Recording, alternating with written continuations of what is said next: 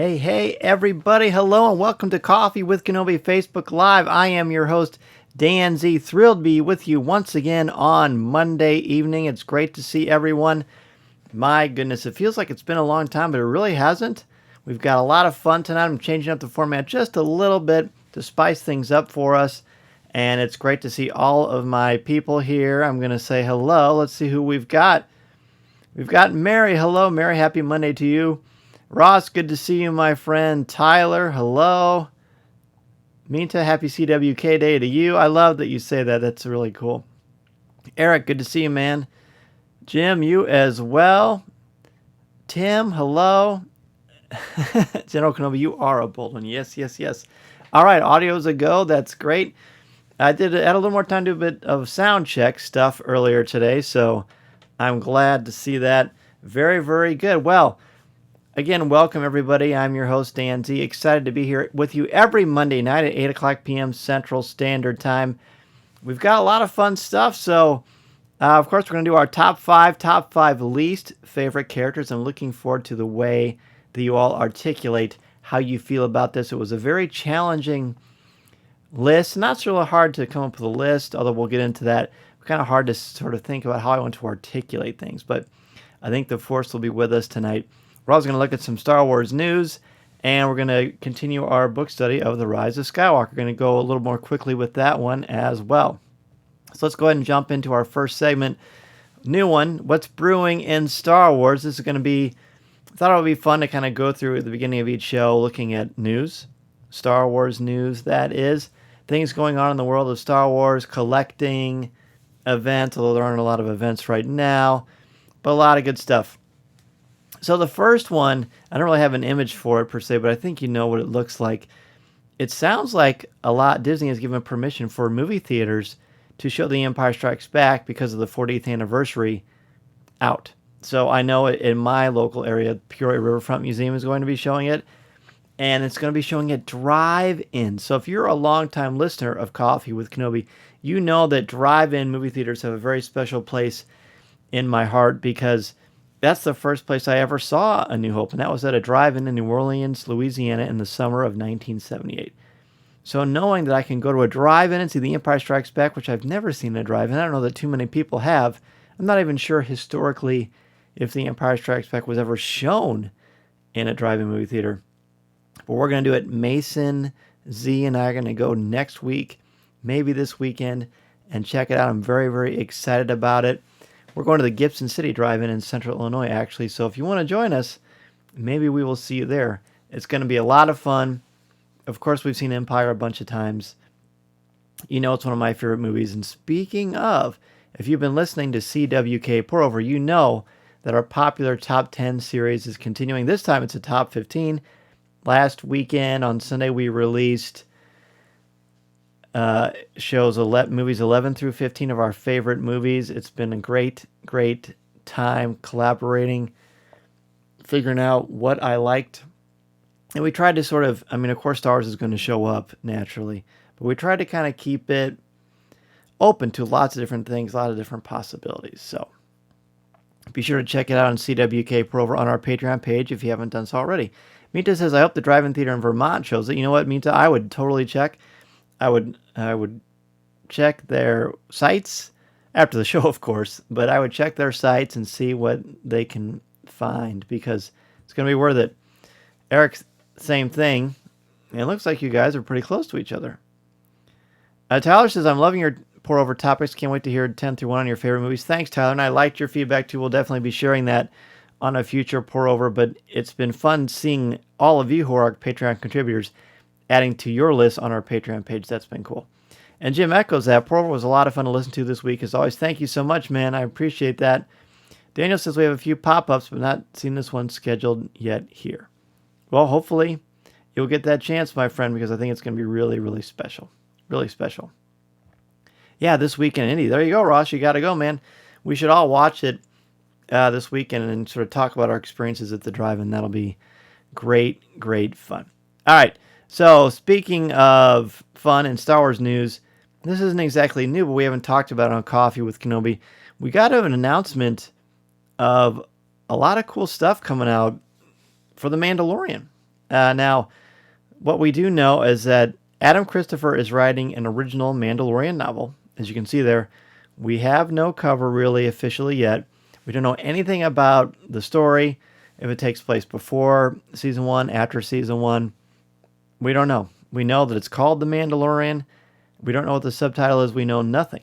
But it's still exciting that we're going to start seeing some content about this great character and this great part of Star Wars. And then it's a little bit smaller, so I'll try to speak to it a little bit. Let me make this a little bit bigger if I can. So we're going to have The Art of the Mandalorian. We're going to have the original novel I just talked about. We're going to have the Ultimate Visual Guide, of course, by Pablo Hidalgo. The Mandalorian Aliens and Enemies. It's a level 2 reader. We've got storybooks. We've got a junior novelization. We've got comics. We've got a lot of stuff coming from The Mandalorian. So how do you all feel about that?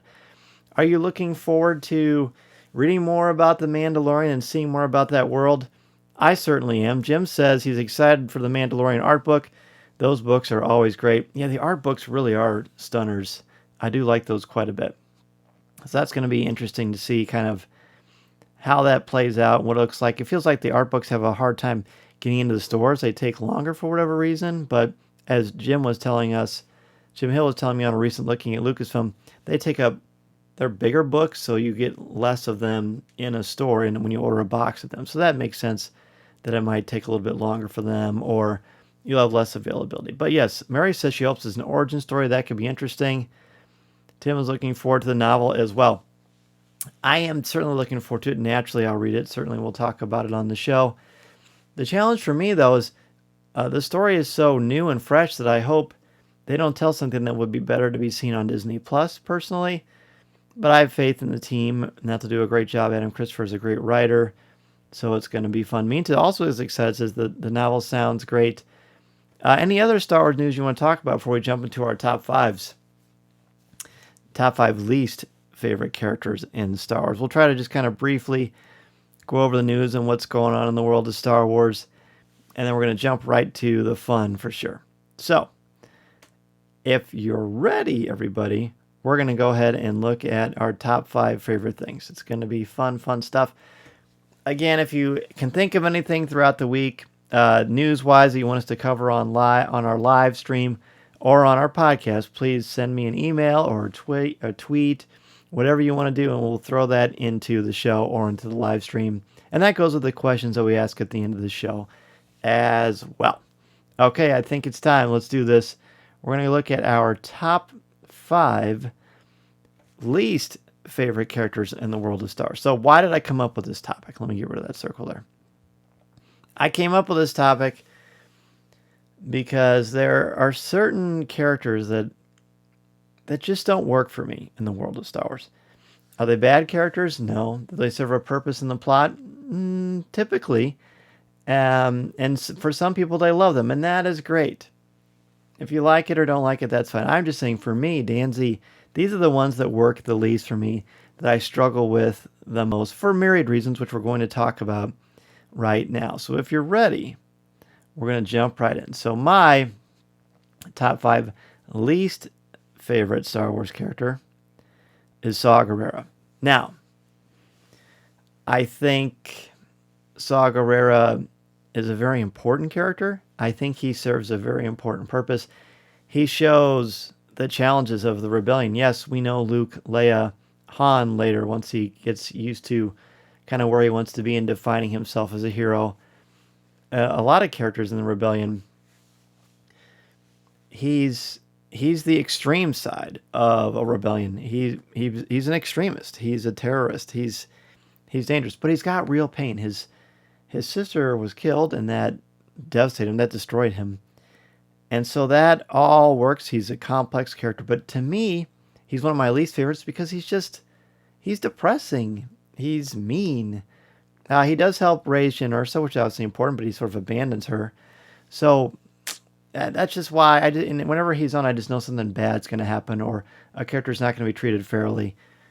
And I don't mean Jyn per se. I mean other characters in the Clone Wars and the Rebels. So I always struggle with him. So he's my least favorite. 5th least favorite. He's not my top of my list by any means. But we got a lot of your comments. I'm going to try to jump in here.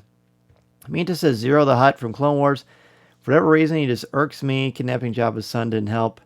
Very, I understand. I very much understand. Jim says my fifth least favorite is Newt Gunray, mainly because of the design. The pale green skin and the red costume just clash so much, and it's really unappealing. I love this. Minta and Jim already, boom, articulating why something doesn't work. That's an art form. Very good. That's what I hope we would do. Tyler says Mace Windu. He used to be one of my favorite characters, but Clone Wars really opened my eyes to how arrogant and condescending he is. I really look at him in a whole new light now. You know what? He may show up a little bit more. That I hadn't thought about Mace. He's certainly not one of my favorites. So I totally get that. I totally get that. Tim says Sio Bibble seemed like too weak of a character to me. Fair. He certainly was in a bad spot, but I totally get that. Adam, good to see you, man. Very good to see you, my friend. We're going through our top 5 least favorite characters. Everyone's sharing their 5th one. Mary says pride. He was just arrogant. Exactly. I mean, his name is basically, an allegory right there. He's full of pride. Ross, I promised Monica I would put the biker scout that punched the child. Yep. That one's pretty bad. I think everyone dislikes that one for sure. Good call. Eric says Captain Panaka. He's ready to surrender before the fight started. Wow, interesting. I hadn't expected anyone to mention Captain Panaka. He's in a tough spot too. Very unprecedented turf, but I totally respect and I get that. Jim says I sympathize with Saw Gerrera quite a bit in Rogue One because his extreme paranoia really speaks to the level of PTSD that he suffered over the years. Well, there's no doubt about that. And like I said, I get that, and I think it was well done. It was excellent acting, of course. But especially, I think I was mostly thinking of how he was in Rebels and how he was so mean to that Geonosian, and that really just bothered me. I didn't like that. All right, so my number 4, this character is sort of taken number 4 for me because of what he represents, and this is Jah Yahooza. This is the character that shows up in the special edition of Return of the Jedi. He is basically the lead singer in Cy Snoodles' band all of a sudden.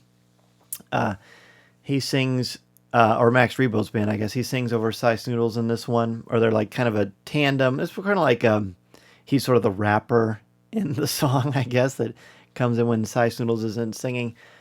But that sequence is so cringeworthy to me. It drives me nuts. When I show Return of the Jedi in class and I get to that sequence, I just can't take it because, yes, I'm a bit of a purist. Yes, I liked this movie way before the special edition. I prefer the original cut of Return of the Jedi. But this one just extended it and didn't add anything to the narrative. It's almost distracting because tonally it's quite different too. So, Joe Yahooza and the entire addition to the Rebo band from the special edition, no thank you. That is my 4th least favorite character for sure. All right, very good. Ross is backing me up. He says, great call. Thanks, man. I appreciate that. Tim says, Greedo. He shot first. Nice. Adam says, I don't have these in any order except for my number 1 least favorite, but I'll put Boba Fett here. I just never understood the popularity with him. Cool, yes. Favorite, not by a long shot. I agree. He almost made it there, but I feel like I've sort of addressed him enough. But Boba Fett is certainly fair. I think he's, as I've said, the coolest looking, but one of my least favorites, but not in my top 5. He's an honorable mention. Terry King says Maz tends to make lists like this, but I liked her. Really wish her character was developed more. I agree. I like Maz quite a bit too. Tyler says Bodhi Rook. In a movie full of awesome characters, he's a standout for being fairly weak. There's really nothing memorable he does outside of naming themselves Rogue One. Wow, Tyler, I respect it, but I would respectfully disagree. I think he might be the bravest one of the entire bunch. What he had to do and who he turned against. He's running from the entire Empire. He wasn't accepted at first. He certainly had a terrible time with Saw Gerrera's men. And he just had to be insanely brave to do what he did. And to go back to the Empire, if he doesn't do what he does, the shield's not coming down and Jyn isn't getting the plans to the rebellion. So that's just my opinion, but totally dig and respect what you're saying. Minta says, Mace Windu, his attitude just rubs me the wrong way in both the films and the TV series. I agree, and it's not the first time we've heard him. In fact, Eric says the same thing. He contributed to Anakin turning, in my opinion, didn't help in any way. I agree. He's a perfect example of a teacher who thinks he knows or she knows their students when they actually don't, and they jump to conclusions, and it causes problems. I mean, it certainly does happen. Jim says, my number 4 is Ben Quadinaros. Once again, because of the design, it's almost like he was pulled out of Monsters Inc. or something, and a bit too bizarre for me, but the Return of the Jedi scene also doesn't work for me at all.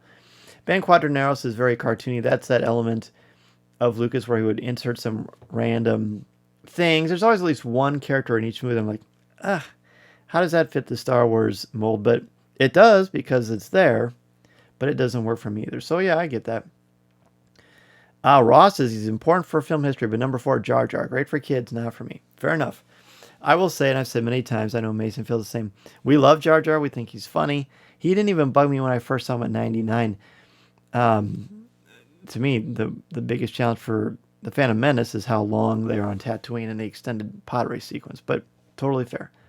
Mary says, Almec, a bit of a weasel to me. Oh, good choice. That's a deep cut, kind of. Adam's number 4 is DJ from The Last Jedi. Regardless of how I feel about other parts of the movie, I didn't like his role in the film. I enjoy the simplicity of good guys versus bad guys in Star Wars. I feel like his presence was to blur those lines. Plus how he stood. That was a choice that the actor, I know, threw in there just to be more unique, I guess. But yeah, DJ is certainly problematic, and he does represent the gray, which historically Star Wars didn't have a lot of gray characters. So he's definitely unique, but that also shows, as you said, how The Last Jedi is just different tonally, but to me in a good way. And I know you love The Last Jedi as well. We certainly talked about it on your show. So my number 3 of my least favorite Star Wars characters is Zero the Hutt. I know Minta mentioned Zero earlier. Zero kidnaps Jabba's son. It's like the only time there's any tenderness with Jabba is when he's with his son.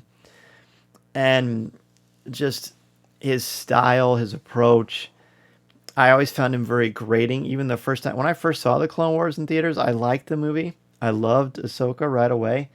Zero bugged me. I didn't see anything like Zero before. Just the style, it just didn't work for me. Zero, I think, is just grating. And I like edgy, well thought out bad guys, but Zero's just creepy. And although I do think Zero's end, courtesy of Cy Snoodles, that was very jarring too. I don't think anyone deserves that. But Zero just is always grating to me. Eric, number 3 is Nuno Vindi, just annoying. All right, fair enough. Jim also has number 3 as Zero the Hutt. The accent is really distracting to me, but I do understand it's a character made for a kid's show. Yep, very true. Adam says, Benicio del Toro played it well, but I didn't love the idea of the character. I agree. Very, very, very true. Tim says, Watto. Well, what are you saying? What's wrong with Watto? Let me know, Tim, why Watto doesn't work for you. I'd love to know.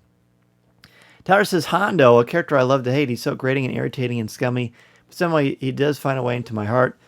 Well, he's on my least favorite list. He could also be an extended favorite list as well. Interesting, Tyler. You're coming up with some very interesting, challenging ones. I really respect and appreciate that very much.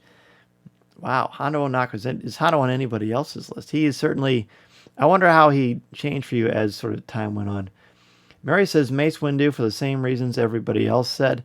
I'm surprised that I didn't put Mace on there, now that I think about this. But when you see my top 2, it'll be hard to kind of replace them for me. All right, excuse me. So my number 2 of my least favorite Star Wars characters is Aurra Sing.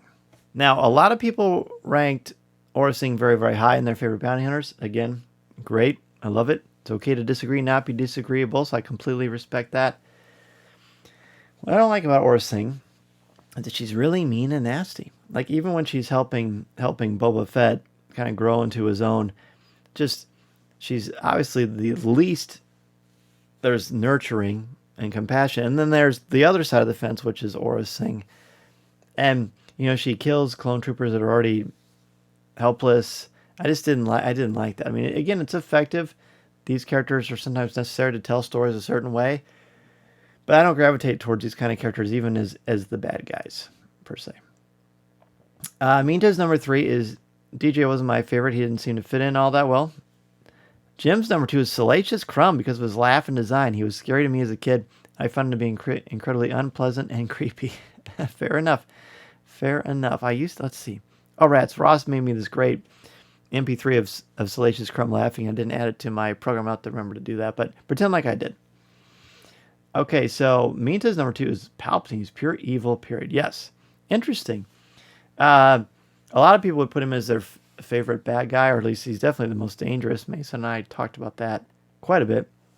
But yeah, he's really evil, and especially in, I mean, in the other ones I find him fascinating, but in the Rise of Skywalker, I just thought it was creepy. So yeah, totally get that. Mary also is number 2, Salacious Crumb. He's just irritating. Eric's number 2 is General Grievous, one-dimensional bad guy, supposed to be scary, but he is just a coward.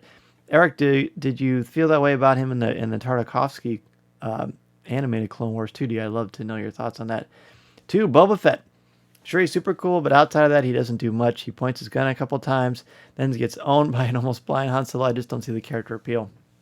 You know, I remember, and I'm sure you do too, when that came out, that a lot of people were so upset about how Boba Fett met his end, and I always thought it was poetic justice, because he kind of does it in a very simplistic way that's not necessarily befitting of this mighty, colossal warrior, but there's definitely a lot of irony there. So yeah, I agree. Boba Fett's shown up a couple times on people's lists, which is really fascinating stuff. Adam says, L3, easily my least favorite droid, even though I love Solo. I think I grew tired of that humor, and I found myself not caring so much that she's part of the Falcon, so something fell flat for me with her. Yeah, I certainly talked about that one quite a bit too. I was wondering if L3 was going to show up. Ross's 3 and 2 combo is Kazuda Ziona and Niku Vozo together. I still watch every episode and appreciate them in the ways, but too over the top. Oh, interesting. Kaz. Kaz is a tricky one because, well, not really for me. I'm sort of biased because when I talked to Christopher Sean, I had him on the show, and he and I developed kind of a rapport since then. And what did it for me with Kaz, Ross, was that episode when he is there on the background when he sees what the First Order does with Starkiller Base and blows up Hosnian Prime and how that impacts him. That changed the tone of that series for me and those characters' appeal. But again, totally respect that. Tim says, Watto is an all what ifs, but he lets Anakin's mother go with him. Who knows what the outcome would have been? Oh, that's true. That's very, very true. He also has for his number 2, Snoke. His character seemed hyped up, too underdeveloped, and then he died. Oh, Ross, absolutely. He says, Christopher Sean is fantastic. No dislike there. No, absolutely, man. Of course. Totally respect what you're saying. And, you know, I mean, for some people, that's totally get that. And that, you know, Christopher can only do so much. He's given a character, he's given a script, and there you go. So that's very good. We haven't talked a ton about Resistance on Star Wars Reactions. Aaron and David certainly did. But we didn't talk about Resistance a ton on the show, surprisingly. All right, time for number 1. My number 1 least favorite character is L3. L3, no. I'll try to explain why I don't like L3. The design is cool. The actor who portrays L3, she's great. Like, I was at the Solo press junket. I got to see her interact with people. She was very friendly. She was very charming. You know, she's awesome. So this has nothing to do with her.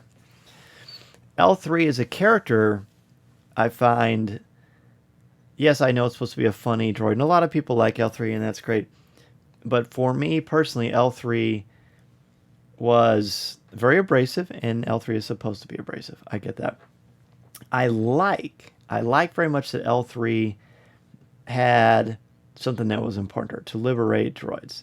I like that. I thought that was clever. But the way that was done and portrayed, I felt, was so over the top that I kind of think if there is a metaphor there for freedom and equality, I feel like the way it was done with that character is it kind of trivialized it. And to me, that doesn't work. That again, that's just me. That's just my opinion of that.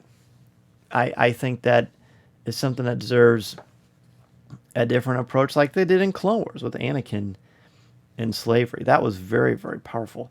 That to me, fiction, as I've said before, is a powerful way to get across really important heavy themes and open people's minds through literature, through mythology, through subterfuge sometimes. But what L3 does is very didactic, and just her character is abrasive, and the weird, creepy stuff with Lando. And even though L3's part of her cortex is in the ship, it doesn't make the Falcon a character, as we said on my very first Facebook Live. But again, feel free to debate. I'm happy to talk about it with everyone every time. Anytime. Okay, everybody else. Mary's number 1 is 0. Okay, there you go.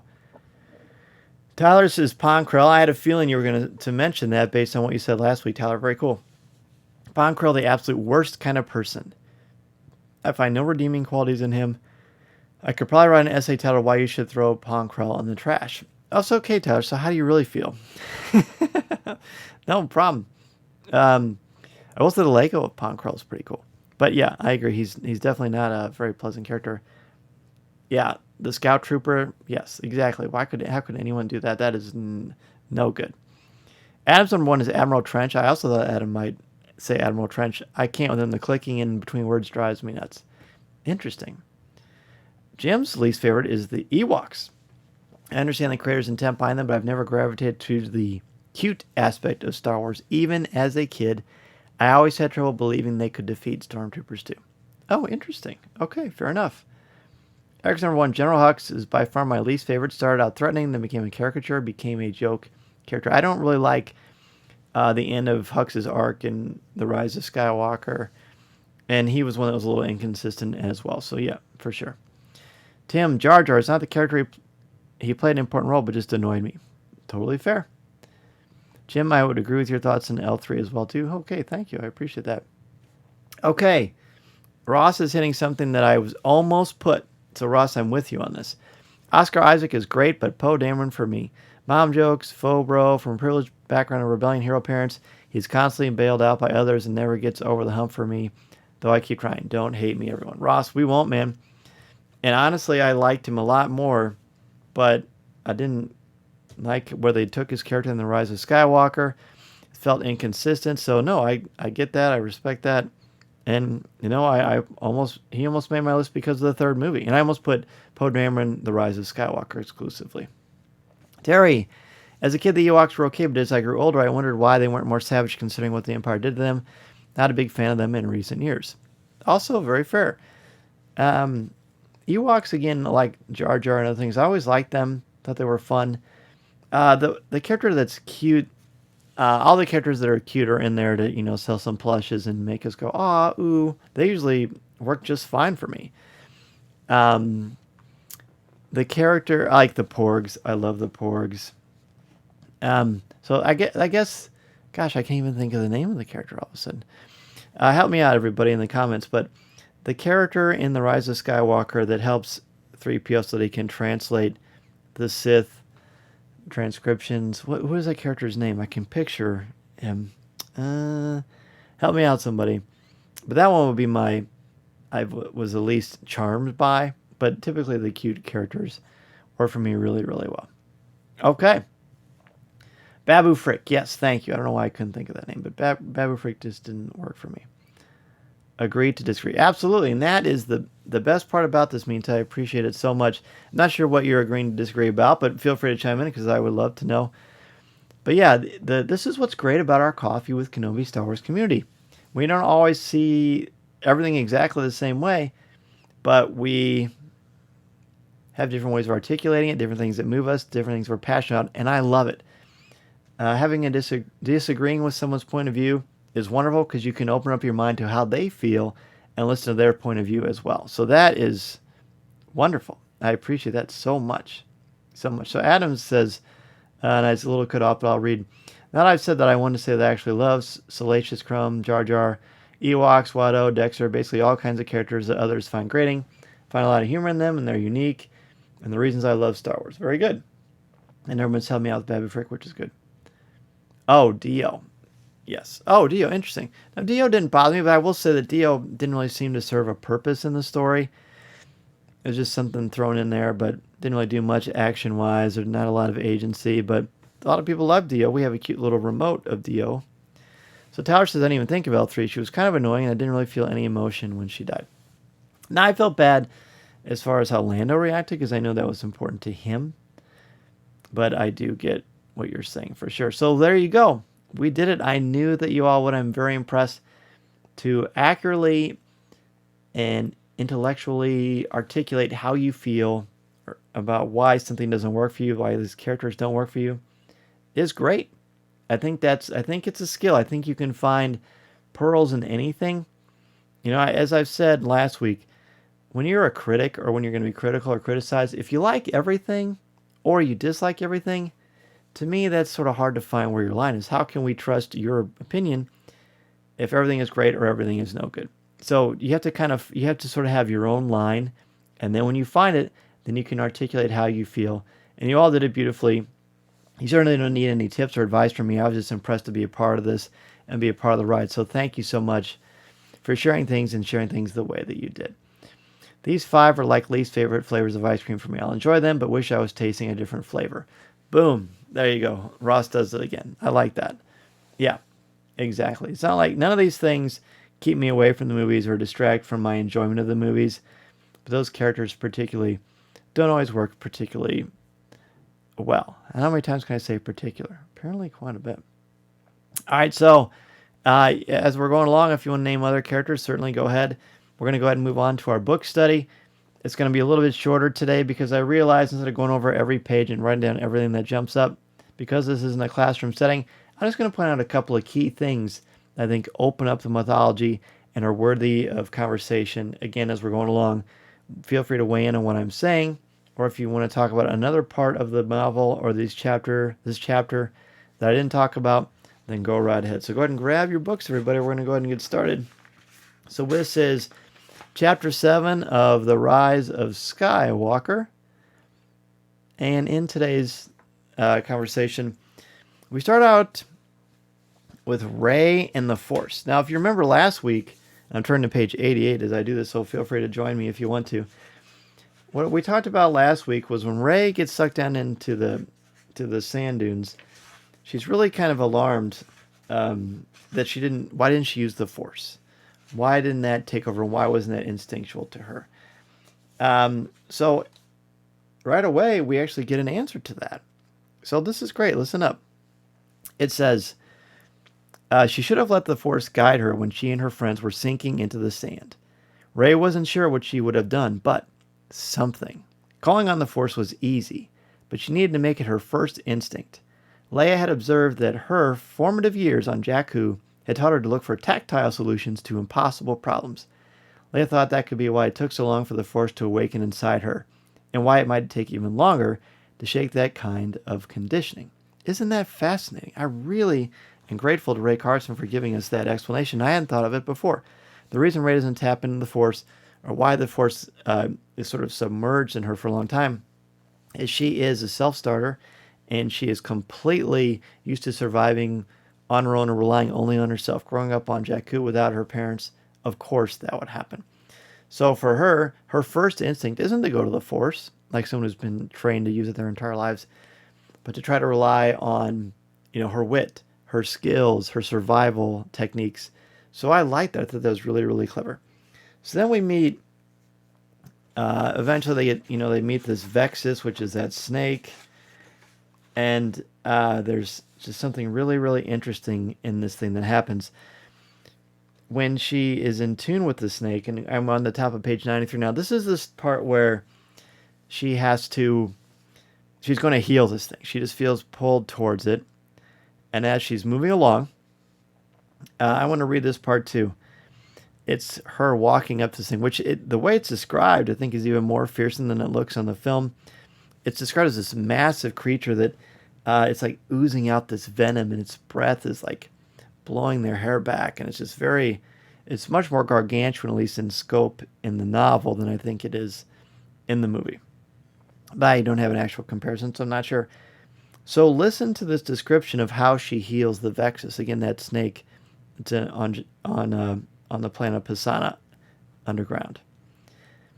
It says, whenever she fought or leapt through the jungles of Agent Kloss, or even mind-tricked a stormtrooper into releasing her shackles, she, and it's in italics, channeled the Force, using it for her own advantage in some way.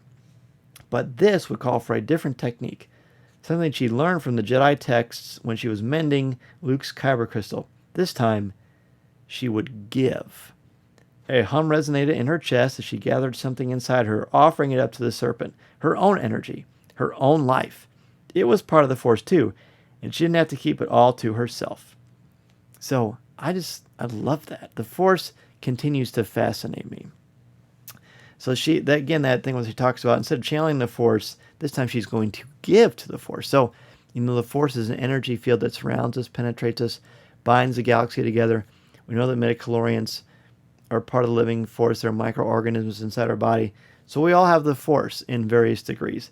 And she is giving part of the Force, which is, in essence, her life essence as well, into this Vexus, into the snake. And I think it's just a really cool way to think about it. How it's, talk about the circle of life. Just a very, very powerful passage that's provided for us.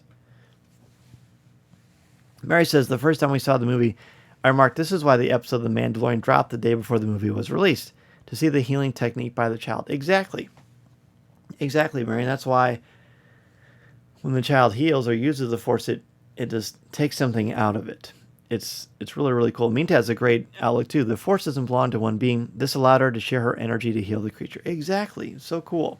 Very good insights, Minta. I love it. Exactly. She's giving the Force. And it says this is how she mended Luke's kyber crystal. So again, calling back to something that we don't see on screen, but we actually know happens because we see the kyber crystal explode in The Last Jedi, but she's giving, or she's putting things back together or healing, whether it's the crystal or the Vexus, or of course later Ben Solo. Giving of yourself, again, the life essence. Life surrounds it, makes it grow. The Force and life work together in harmony. It's an interesting sort of symbiotic relationship in and of itself, too. It's very, very cool. So on the bottom of 96, we learn about Kylo Ren's pain. This is the great sequence that was first kind of brought to our attention at Celebration Chicago when we saw that epic opening trailer of Rey leaping over Kylo's TIE silencer and chopping off the wing. Just incredible, incredible stuff. Unforgettable. But it talks about Kylo Ren's anger and his pain. And I'm going to read this to you again, the bottom of 96. So Mary says, also foreshadowing to Ben healing Rey. Of course. Absolutely, Mary. Totally agree. And I think that's why that scene with that snake, with that Vexus was in there as well, to show that there's precedence in Star Wars for it. If people hadn't seen The Mandalorian before they had seen The Rise of Skywalker. So, on the bottom of 96, Kylo Ren starts to explain to us what his anger is like and his feelings about his father and his feelings towards Rey, which are complicated. And it says, Kylo Ren sensed her before he saw her. As he flew his TIE Whisperer along the flat desert, she was a bright presence in his mind, practically glowing with determination and ferocity. Something odd pulled at his chest. It was the same feeling he'd had when he'd faced his father for the last time. When he'd made the decision to kill Han Solo, you had to kill the past, yes, but you had to kill the light too, to fully claim the darkness. He finally understood, and this is important. Han Solo was his past, but Rey was his light. That's why Kylo was still in agony. That's why he couldn't shake the memory of his father's hand against his cheek, of those eyes full of love and understanding. Kylo hadn't yet destroyed his light. Maybe the Emperor was right. She needed to die. That, or he needed to kill the light in her. So again, more of a fleshed out Ben Solo here, Kylo Ren. He's struggling, and he's confusing the past and the light. And he says, the Emperor doesn't seem to have a problem being patient. Why can't he be patient? He can't figure out, why is there something pulling at me still? It's the light. I got to get rid of the light, or I got to get rid of the light in somebody else. And that's very much like a thing that evil does, that bad people do. They're upset with themselves, and instead of fixing themselves, they tear down other people. And he really wants to do that with Rey. Of course, it doesn't work, thank goodness. But interesting psychologically. Colby says, I think Ray Carson's perspective on the Force brings some beautiful depth to it. I do too, Colby. And it's good to see her, my friend, for sure. But she really is fleshing it out really well. Minta adds, he's still struggling to cope with what he did, and he feels some connection to Rey because she has some darkness in her. Yeah, and they definitely address that as well. Adam says, Ray Carson did beautifully with these, added so much to the film for me. Totally agree, Adam. I appreciate that. All right, so on page 97, the Force and new channels. This is something interesting about Rey and her powers and her abilities as well. This is her getting ready to leap over the TIE Whisperer. I think I referred to it as a silencer a few minutes ago, but it's the Whisperer. Okay, so She knew what she had to do now. This is when, the TIE Whisperer is hurling towards her. Healing the Vexus had exhausted her, but it also opened up new avenues of the Force to her. Something about both giving and taking, about a more perfect oneness than she'd understood before. She yearned to talk over with Leia. So how can she leap over at this incredible rate of speed and defeat Kylo's ship? Because healing, opening up new pathways in her brain or in her connection to the Force, to allow her to exercise different parts of the Force that she hadn't before. That's why when you're first a Jedi, whether you're Luke or Obi-Wan or Anakin or Rey or whoever, it's just like a muscle, I guess, in your body. When you learn to do new things, it allows you to do more things. It allows you to become stronger and open up your mind to different ways of doing things. Same thing with superheroes, I guess. And you're able to see the world differently. You open up your mind and you open up possibilities. Just like when you're a kid and you start building puzzles that are like 20 or 30 pieces. As you continue to do that, suddenly you're ready for a 100-piece puzzle, or 300, or 500, or even 1,000 and beyond. Doing new things opens up those kind of a new form of muscle memory to grow, and I think it's really, really cool. Ross says she's such a talented writer. We're lucky to have her. She really is cool, and I was very fortunate to interview her for StarWars.com and get to know her and hear her passion for these characters, which obviously shines through. But again, really, really good how she explains the Force. Okay, so page 100. I think it's the last thing I'm going to go over. This is, let's see. Oh, when she's reaching out to save Chewie. I think it's really, really interesting. Let me find it here for you. So, this is right before she's about to use Sith Lightning, which when I saw in the theater, I was like, oh, no. I couldn't believe it. It was pretty powerful stuff. So, Finn punched the air with his finger. Chewie's in there. No. She'd been there before, standing helplessly as sand blasted her skin, watching a ship carry away someone she loved. Where there had been calm, now there was only terror. It filled her mind, overflowed into pure hot power. She reached out with the Force, imagined herself grabbing the transport, wrenching it back planetside. It actually slowed, wobbled in the air. And I emphasize that to talk about that she's using terror and anger to manipulate her actions. And think about that. When you're angry, when I'm angry, when we're frustrated, we reach out with terror or fear or anger, and there's like certain like strength in that, but it's bad. Bad things always happen. This is a great metaphor for why the dark side is bad, why we need to steer clear of anger and fear and aggression because of how it affects our actions. On the bottom of 100, Kylo Ren is realizing he's impressed that she was scared, but she was able to go through her fear to destroy his ship. And it says, Snoke had always encouraged him to pursue his impulses. They were a shortcut to the dark side and unimaginable power. But his impulse to kill Rey had almost ruined everything he'd been planning. And this is where he compares his strategy to what Palpatine does. He says, Kylo didn't know how to reconcile that. The path of the dark side lay in succumbing to one's desires. But his deepest desire, the thing he wanted most, would require planning and patience. The Emperor had figured out how to embrace a plan so long-suffering and painstakingly careful, it boggled the mind. And he did it without being tempted by the light even a little. There was a way. He just had to learn it. So, again, he's intrigued by the Emperor. And how does he do it? How is he patient? Why doesn't he just give in to all of his whims? Because the Emperor's thinking long-term. He's obviously a lot older than Kylo Ren. And there's much more to it than that. Much more time than we have for tonight. But those are the big standout things. I think Chapter 7 in the Rise of Skywalker novelization is really important because it does show us a lot about the Force, how Rey feels, her late connection to the Force, and how it grows stronger and stronger, quicker than most, because of who she is, because of where she's come from, and because of how she's learning these things. And it really adds a lot to Rey. I think it's cool. It's cool to see the sides of Kylo as well. For next week, we're going to read Chapter 8. Let's see, how close are we to this end of this book? No, we're about almost halfway there. But next week is Chapter 8, and it's only 10 pages, so that is what we'll be doing for next week. Also, by the way, for next week, I didn't mention this, but this is something that we talked about last time. What is our next top 5 going to be? And this is one that Jim Capron gave me the idea for last time. It was top 5 costumes. So Star Wars has a history of beautiful costumes in the films. You know, from all of Leia's costumes to the look of Darth Vader to Luke Skywalker to Han to some of the bounty hunters to Padme's handmaidens to Padme to anything to Anakin's looks throughout the movies through Rey's costumes. I mean, any Star Wars character ever, they all have unique costumes. There's a great book, Tricia Beger, I believe, is the author, about Star Wars costumes that I highly recommend that you look at if you haven't already. But if you look up Star Wars and costumes, if you've seen some of the traveling exhibits that have happened over the years, and the art and the exquisite detail that goes in these costumes, this is it. So we're going to do our top 5 favorite Star Wars costumes.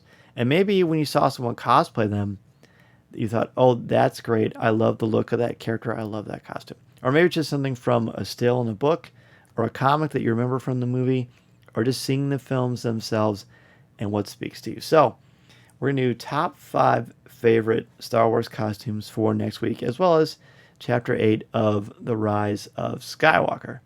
Very, very good. Colby says, Chapter 7 is a good example of the insight that the whole novel gives to The Rise of Skywalker. It really does. And as we get closer and closer to this, it's going to be interesting to see how we see Ben's turn and his conversation with his father. It's going to be powerful. Jim says, very excited for the top 5 costumes. I'll try to throw a couple of curveballs in my list so it's not too predictable. Jim, very good. Everybody, Jim, tonight, your least favorite characters and what everybody else came up with. I was really impressed. Tyler, I liked your look on stuff. To everybody. There are countless costumes to choose from. Can't wait. I agree. I can't wait to see what everybody comes up with. I can't wait to make these lists. The lists are fun to make. And this one will be cool. And Tyler's got it right, man. Time to break out my visual dictionaries. You bet, man. There's going to be...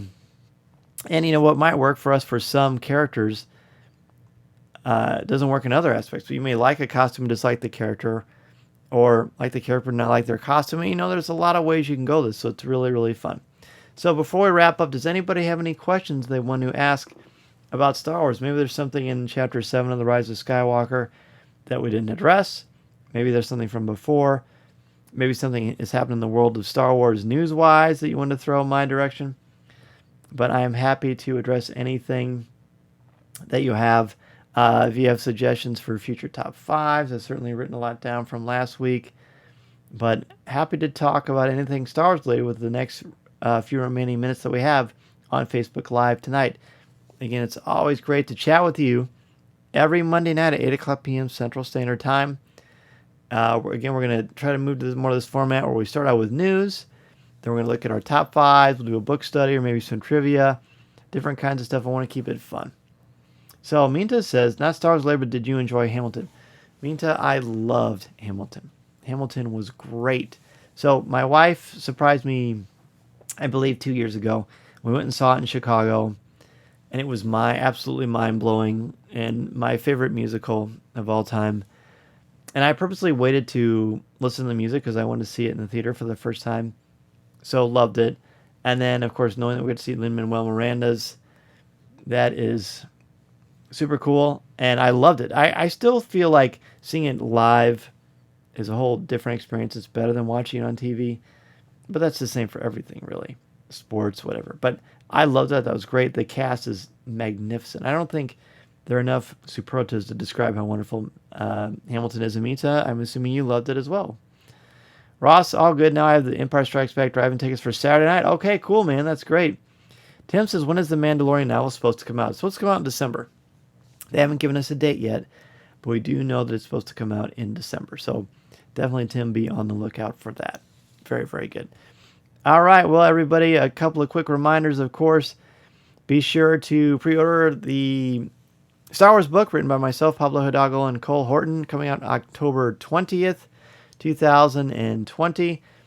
I sort of have a feeling that everybody who's a regular on the show has already pre-ordered it, which is wonderful, but if not, the option is there for you as well. It's going to be fun to talk about this. Boy, I really can't wait to promote this book more actively. There's a lot of fun things planned, so be ready for that. Okay, got a couple things here. Tyler says, my brother is in town from Nebraska this weekend. I might see if I can do a family drive-in for Empire. You should, man. That'd be fun.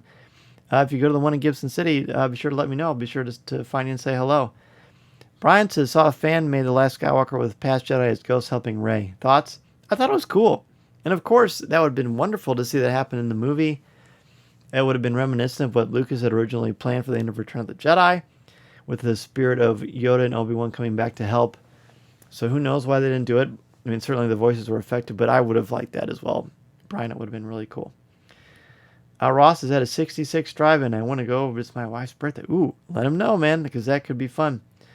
Mary says, I want to thank everyone for not spoiling The Dark Disciple last week. I was in the middle of the book last week when we were discussing Bounty Hunters. Oh, good.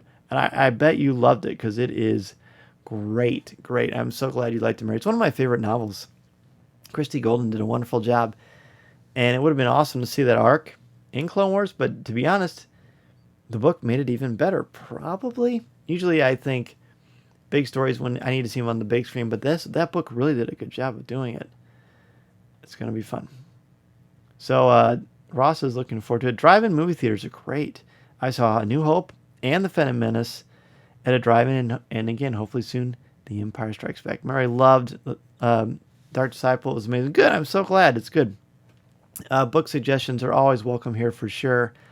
Absolutely. Again, be sure to join me next Monday night at 8 o'clock p.m. Central Standard Time. We're going to do Chapter 8 of the Rise of Skywalker novelization. And we're going to do top 5 favorite Star Wars costumes. I'm not going to narrow it down to the movies. Anything is fair game. My goodness. It'll be hard to come up with just 5 of your favorites, but there's a lot of great stuff out there to enjoy. I'll be making my list, and I look forward to seeing what you come up with as well. So, at 8 o'clock p.m. Central Standard Time, be sure to like the show on Facebook. Follow our Facebook page, facebook.com/Coffee with Kenobi. If you want to have more in-depth conversations, go to our CWK Cafe, which is our group where we talk about all kinds of fun Star Wars things all the time. It's really, really great. They'll be back like before. Very good. Conquer with good this week. I like that, Ross. It's a great idea. I know it's been suggested, but top 5 favorite Star Wars scores is a good topic. Oh, I like that one too.